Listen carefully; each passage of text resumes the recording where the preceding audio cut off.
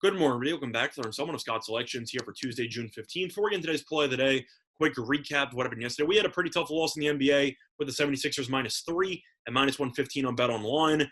Really looked good early. Sixers were up double digits pretty much the entire first half, up 18 with a couple minutes left in the second quarter, up double digits at the half, and then everything hit the fan.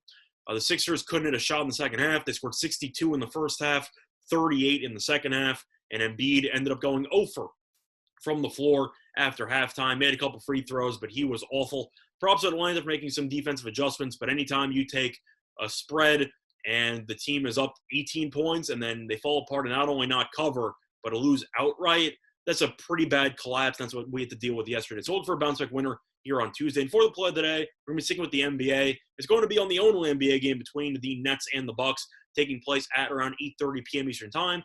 And for the play that we're looking at a team total, and we like the Nets team total under 108.5 at -125 on Fox Bet. Time recording of 2:40 a.m. Eastern Time. Couple reasons why I like the Nets team total under in the spot. First of all, I thought about taking the Bucks on the side. However, it was 3.5 a little while ago. Now it's at 4.5 market wide. And even though you might think it's a pretty good line, it still might be.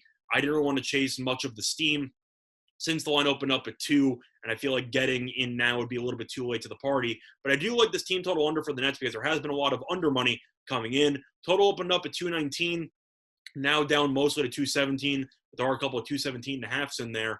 Main reasons why, you look at the Nets, and they are extremely injured. You have Kyrie Irving, who was out, ended up injuring his ankle in the last game. He's been ruled out. And James Harden, of course, has been out since the first 40 seconds of game one. They're both not going to be playing in this one, which means you have Kevin Durant, and that's pretty much it.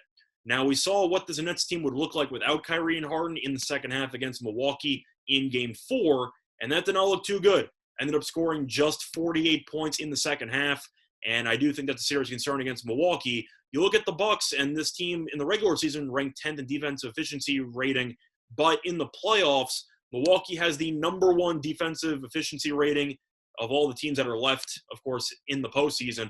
So Milwaukee's an elite defensive team. They announced the All-NBA defensive teams yesterday, and you heard a couple of Bucks names being mentioned with Drew Holiday and Giannis Antetokounmpo. So Milwaukee has a really, really good defensive team, and now with the Nets really missing 2 of their best 3 players, I just don't think they have enough shot creators. Now you're looking at Durant, who struggled against PJ Tucker in game 4. But other than him, though, who else do the Nets really have?